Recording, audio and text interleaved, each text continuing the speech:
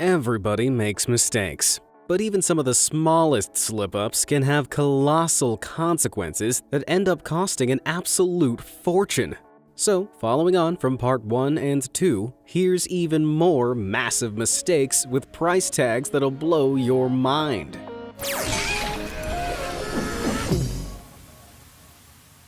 Nanfang Ao Bridge Collapse. The Nanfang Ao Bridge was an arch bridge that linked two sides of Taiwan's Nanfang Ao fishing port. But the 460-foot-long structure was struck by a monumental catastrophe on October 1, 2019. As an unsuspecting oil tanker passed over it, the entire bridge suddenly warped and collapsed 60 feet into the waters below. The tanker looked briefly like it was going to make it, but it too was sent hurtling into the port. As it fell, 3 shipping boats were crushed beneath tons of falling steel and concrete, while 500 others were trapped inside the harbor. The collapse cost the lives of 6 fishermen with a further 10 people injured, but the price of this crisis would soon rise even higher. Because this bridge was just 20 years old, an investigation was launched into the cause of its collapse. At first, many blamed the wind and rains of a typhoon that had struck the harbor several days before. But it was soon revealed that this accident had been years in the making. Rain and salt water had leaked into the anchoring mechanisms over the years, causing its metal to rust away. Steel cables in some places were so badly corroded, cross-sections revealed they were just 22% functional. And to make it all worse, no inspections had been carried out on the bridge for over 4 years. It was soon uncovered that poor bridge management was responsible for missing these flaws in inspection reports, leading to the catastrophic collapse. The accident ultimately cost the government over $160,000 in compensation, and the estimates for a replacement bridge started out at an eye-watering $16.8 million. But that has quickly climbed to $29.3 million as more safety measures will be put in place, all to ensure an avoidable disaster like this doesn't happen again. And speaking of avoidable disasters, don't forget to hit those like and subscribe buttons below. Now, where was I? Hubble Mirror Fiasco. In April 1990, after decades of planning and work, the famous Hubble telescope, which at the time was worth $1.5 billion, was launched into space. It was designed to send back images to Earth of far-flung stars and galaxies. But there was just one problem. The images were coming back grainy. It was like they'd been taken on a toaster. NASA eventually established that the 7.8-foot primary mirror of the telescope was actually the wrong shape. It had been built by the Perkin-Elmer Corporation, and the problem was traced back to a calibration issue in their mirror-making equipment. Now, to make a giant, perfectly parabolic and lightweight mirror is no easy feat. First, chunks of borosilicate glass are melted into a mold over the course of a week. Then, over 3 months, the glass is spun and cooled from a temperature of 1200 degrees Celsius to 650 degrees Celsius. Finally, the mirror is ground and polished to an accuracy of 20 nanometers, which can take more than 2 years to complete. But a calibration issue at this stage meant the Hubble's mirror was off by just 1/50th the thickness of a human hair. It may not sound like a lot, but for that colossal $1.5 billion price tag, NASA were not happy. Replacing the mirror was hugely impractical. So instead, NASA designed a corrective lens for the Hubble, a bit like how glasses correct people's vision. The Corrective Optics Space Telescope Axial Replacement Instrument, or COSTAR for short, was delivered and installed in 1993 by a separate expedition. The costly mistake leading to COSTAR's development ultimately set the entire project back a further $50 million. But for pictures that ended up being this clear, I'd say that fix was priceless. NOAA Satellite Mishap. In 2003, a costly operation at Lockheed Martin Space Systems Company really went sideways. The company had been tasked by NASA to work on the NOAA Prime Weather Satellite, a $233 million piece of space technology filled with meticulously calibrated instruments. But disaster struck when workers were carefully turning the satellite into a horizontal position and the entire structure suddenly toppled over 3 feet to the ground. The damage to all those delicate systems was severe, and a full inquiry was launched into the mishap. Despite the presence of incredibly smart technicians and engineers, there was a serious lack of procedural discipline throughout the facility. It turned out that while the turnover cart used in the procedure was in storage, a technician removed 24 bolts which secured the cart's adapter plate, and all without ever documenting doing so. The team who used the cart failed to check the bolts before moving the satellite, and bingo, multi-million-dollar destruction was born. Lockheed Martin had to dig into the profits it had earned, and with a little help from the government, they both foot the astronomical $135 million repair bill. If I was the one paying that, I think I'd have fallen over. Bitcoin blunder. When cryptocurrency Bitcoin was first invented in 2008, very few people saw the value in it. The decentralized digital currency hit the market with a value of just 0.0008 cents per Bitcoin, and people were pretty slow on the uptake. But Englishman James Howells saw the currency's potential. The avid IT worker downloaded the software and mined more than 7,500 coins in a short space of time. But by 2010, Bitcoins still weren't worth much at just 8 cents each. So James stored the code required to spend the coins he had mined away on an external hard drive and briefly forgot about it. But in 2013, he accidentally threw the hard drive away in what would turn out to be a very costly bout of spring cleaning.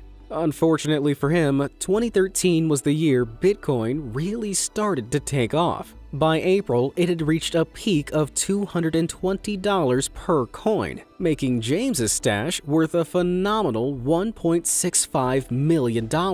But he realized his mistake all too late. He desperately began combing nearby landfills and dump sites in an attempt to retrieve his missing millions, but has never recovered the lost drive. To really rub salt in the wound, on December 17, 2017, Bitcoin's prices peaked at an unbelievable $19,783 per Bitcoin. That meant somewhere in an English landfill, an unsuspecting old hard drive was actually worth a staggering $148 million. And by 2030, that price is expected to climb to $387,000 per coin, meaning it could be worth around $3 billion. Has anyone got a metal detector I could borrow? A magical mistake. Just about everyone on the planet has heard of the incredibly successful Harry Potter fantasy book series. While these stories of the wizarding world have brought magic to the masses, their success is a painful reminder of a huge mistake made by several publishing companies. The first manuscript of Harry Potter and the Philosopher's Stone was conjured up by author J.K. Rowling in 1995.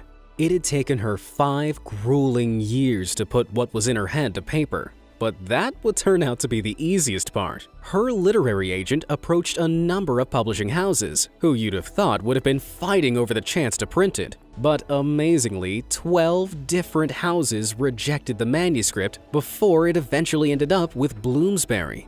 Initially, Bloomsbury printed just 500 copies, but by the end of 1997, demand for the book was so high that that figure skyrocketed to 70,000 copies. It became an international bestseller and was soon converted into a well-loved film series which only fueled Harry Potter fever. By 2019, 500 million books had been sold worldwide, and the entire Harry Potter franchise was worth a breathtaking $25 billion. While the series has concluded, Harry Potter is still very much the jewel of Bloomsbury's publishing crown. helping it pull in over 162 million pounds in 2020 alone. That's over $200 million. Oh boy, I bet the 12 publishers who turned down that first manuscript must feel sick thinking about how much money they rejected. Golden Ray wreck. At 2 a.m. on September 8, 2019, the crew of the South Korean MV Golden Ray, which had been sailing along the Georgia coast, suddenly called the authorities. Their 656-foot-long transport ship was listing heavily, and their attempts to right it had all failed. By that evening, the vessel, which had been carrying 4,200 Hyundai cars, had rolled fully onto its port side and was left stranded on the shore of St. Simons. A year later, in October 2020, salvage operations to section up and remove the massive ship from the shoreline finally began. This involved a heavy lift vessel called the VB-10,000. It used its massive 240-foot-high cranes to wrap a 400-foot-long anchor chain underneath the wreck and gradually saw it into 8 sections. Each cutaway was then lifted onto a barge, exposing all the sea-wrecked cars that had been trapped inside for over a year. But as fascinating as these cross-sections looked, they didn't expose why the ship had capsized. An investigation was launched, which discovered that the ship had been listing while it was in the dock loading in the vehicles. It was well below its 7,000 car capacity, but instead of taking on an extra ballast to stable the ship, the crew just continued loading. Eventually, the ship righted itself. But half an hour later, following a standard 20-degree movement, events took a turn for the worse. It became clear that the ship was not in compliance with established safety codes for large vessels, but it had left the port anyway. This tremendously bad decision, along with the complexity of the wreck, led to a humongous insurance claim of over $400 million. That's a number big enough to give anyone a sinking feeling. Crab leg catastrophe. There's something about snow crab that Americans just can't get enough of.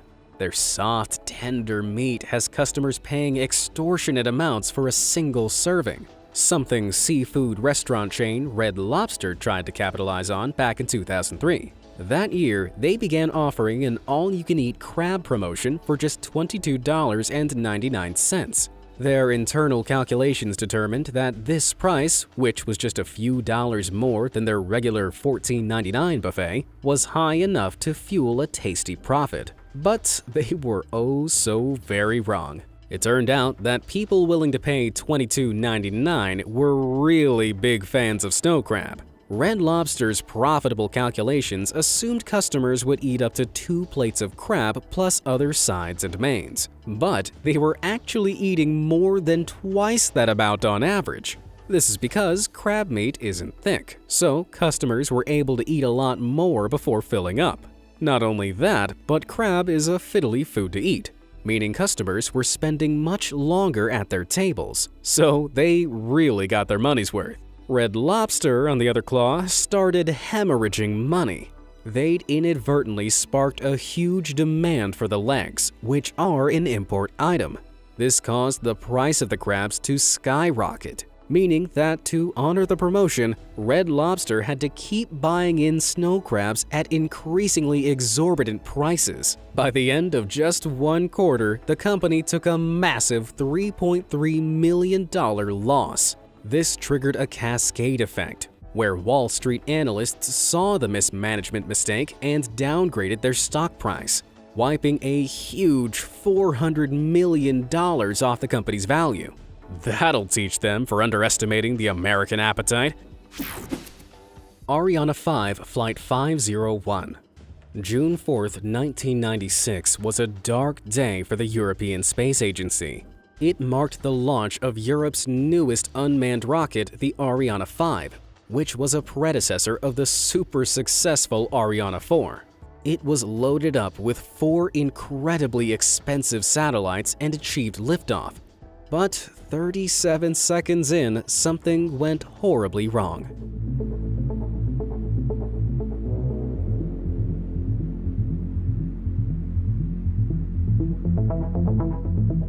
At an altitude of 2.3 miles while traveling at the speed of sound, the onboard computer hit the shuttle's self-destruct button.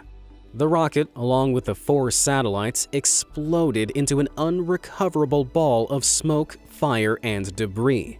The Europeans were, understandably, crushed, but discovered the entire accident was down to a simple coding error. The Ariane 5 reused working software from its predecessor, the Ariane 4. Unfortunately, the Ariane 5's faster engines exploited a bug that hadn't been found in previous models. The numbers the computers were crunching were just too big for them to handle, which crashed all the guidance and altitude systems, including the backups. The launcher veered abruptly, and this ruptured essential electrical links that triggered the self-destruct sequence. The tiny glitch cost the European Space Agency a total of $500 million, including its incredibly expensive cargo. That's one small mistake for man, but one huge mistake for mankind. B-2 bomber bummer. When it comes to aviation accidents, none can compare to the 2008 disaster of the USA's B-2 Spirit stealth bomber test flight. This state-of-the-art machine was taking off from Guam's Andersen Air Base when, all of a sudden, the left wing started to dip down dangerously. Unable to stabilize the craft, both the pilots ejected through the cockpit roof, and the plane crashed and burned a few seconds later. Fortunately, both the pilots survived, but an investigation was launched into what had caused this high-tech bomber to really bomb. It revealed that the plane's exposed air data sensors had been waterlogged by heavy rain prior to its takeoff. This meant air pressure readings during its pre-flight check were too high, so the waterlogged sensors were recalibrated. However, when the pilots turned on the sensor heaters, the water evaporated. So while the readings looked normal, they were actually way too low. This incorrect data caused the onboard computer to display the wrong airspeed. So, the pilots attempted to lift off at 153 miles per hour rather than the required 166 miles per hour. To top it off, the sensor's bad air pressure readings adjusted the plane into a sharp 30-degree pitch upwards. Angled way too high and going way too slow, the plane immediately stalled and caused the inevitable crash. But the most serious revelation was yet to come. In 2006, this sensor vulnerability was discovered by the aircrew and maintenance staff, but nobody thought to note it down. This communication crash came with a hefty price tag, as the plane had been valued at an abominable $1.4 billion. Emphasis on the had. I bet the US military wouldn't mind this monumental mistake flying under the radar. Cedar Fire fiasco.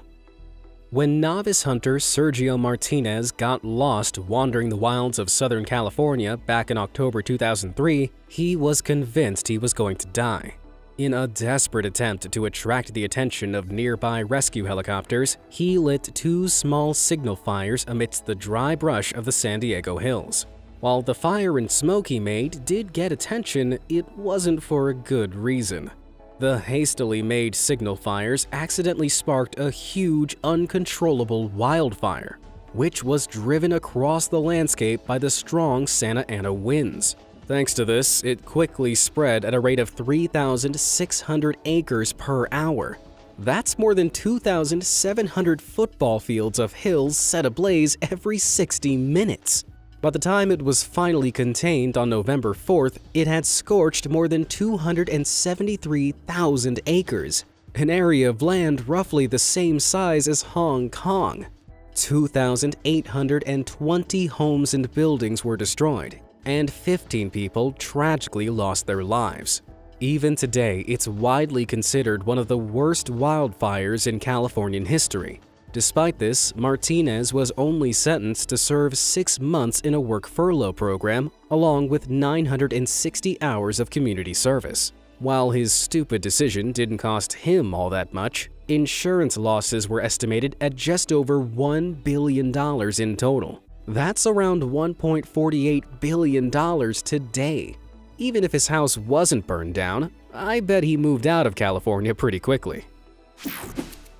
The Kursk Catastrophe. Back in the year 2000, one of the worst peacetime submarine accidents in history took place off the coast of Russia.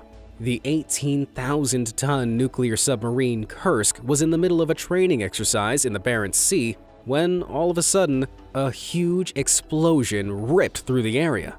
It was followed a few minutes later by an even larger explosion, which ripped a massive gash in the forward bow of the 508-foot-long submarine. Wrecked by the blasts, the Kursk sank about 350 feet beneath the waves. Of the 118 crew, just 23 managed to survive the initial explosions and were stranded hundreds of feet underwater. But sadly, international rescue teams couldn't reach them in time, and all the crewmen tragically perished.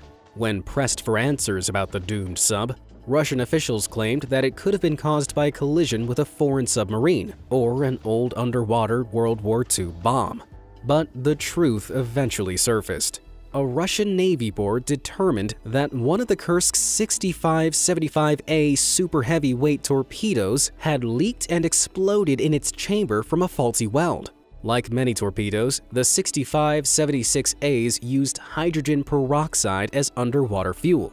But this chemical compound can become explosive if it comes into contact with the catalyst, which in this case was the copper lining the torpedo tubes. The explosion of the fuel started a fire, which then caused all ammunition on board to detonate.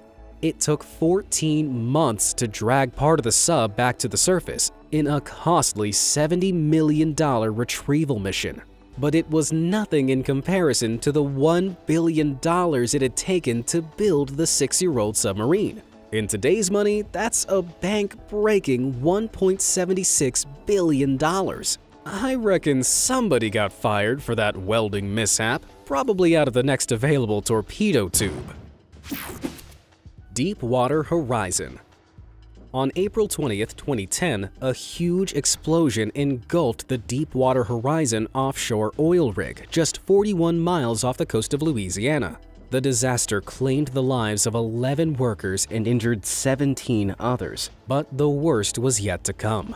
Oil was spilling out into the waters of the Gulf of Mexico at an alarming peak rate of 60,000 barrels a day. That's enough to fill almost 4 Olympic swimming pools with oil every 24 hours. The toxic black sludge polluted some 1,100 miles of America's shoreline and was quickly declared the largest oil spill in human history. But it could have been avoided. The Transocean-owned rig, which had been hired by oil giant BP, was positioned over an oil well 5,000 feet below the waves, and a further 18,000 feet below the rock. BP had recently hired contractors Halliburton to seal the well up on the sea floor in order to temporarily shut the oil supply off. They planned to use a nitrogen foam cement mix for this, but both companies knew that the mix was unstable. 3 out of the 4 preliminary pressure tests revealed that the mix did not meet industry standards. But the companies cracked on regardless. As such, natural gas and oil began to leak through the dodgy cement seals. Then, a series of emergency fail-safes above also failed, which meant oil traveled up Deepwater's rig riser where it explosively ignited at the top. The devastating damage sank the rig just 2 days later, and left cleanup crews battling with tides of black tar for over 3 years. But the accident hit BP where it hurt most, in its wallet. They initially established a $20 billion compensation fund for those affected. But by the following year, the company had hemorrhaged over $63.4 billion in cleanup, recovery, and legal costs. And in a damning blow, the US government slapped the largest financial penalty ever imposed on a single company on BP to the tune of $20.8 billion. All up, that's a staggering $104.2 billion. It only went a small way to making up for their gross negligence, but hopefully it's taught them to clean up their act in the future.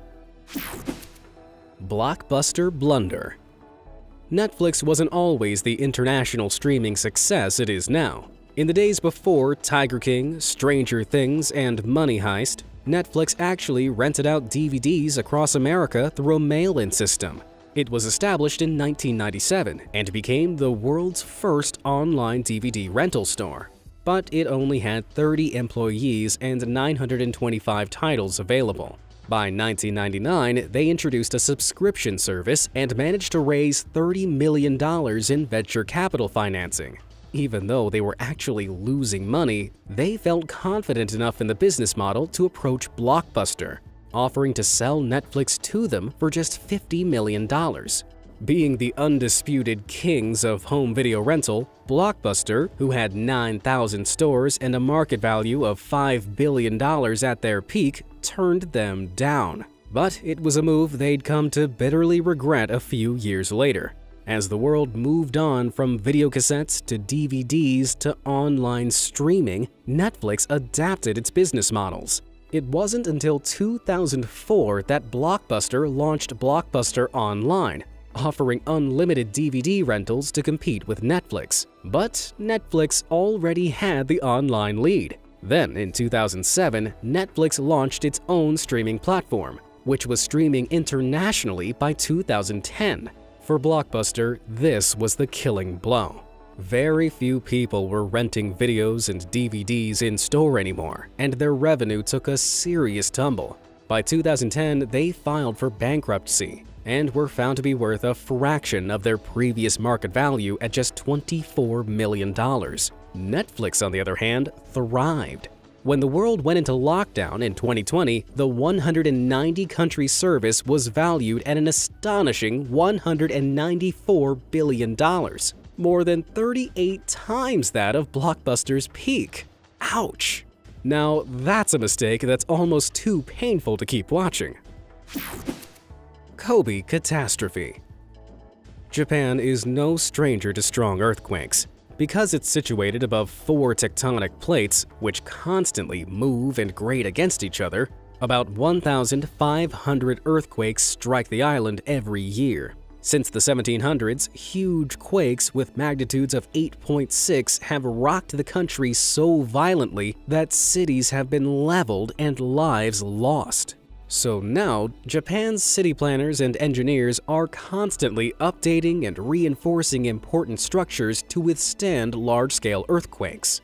But tragically, this wasn't always the case. On January 17, 1995 at 5:46 a.m., a deadly 6.9 magnitude earthquake rocked western Japan's Hanshin area. Though it only lasted 20 seconds, the city of Kobe was decimated. 120,000 structures were damaged, at least half of which had collapsed. But even more devastatingly, sections of the Hanshin Expressway linking Kobe and Osaka also toppled over. The single reinforced concrete pillars holding the expressway up sheared off at their bases, collapsing huge stretches of the expressway. When the damage was reviewed, it was discovered that this massive, elevated structure had been constructed nearly 30 years before under incredibly outdated seismic provisions from the 60s. It had been scheduled for a retrofitting to update it, but at that point, the gesture was a little too late. The damages in the Hyokugen prefecture alone were estimated to cost a staggering $200 billion. Though the area has now almost completely recovered, it's clear nobody in Kobe will ever make the mistake of taking earthquake regulations lightly ever again. Do you know of any other catastrophically costly mistakes that could have been avoided? Let me know in the comments below, and they might just make it into a future video. Thanks for watching.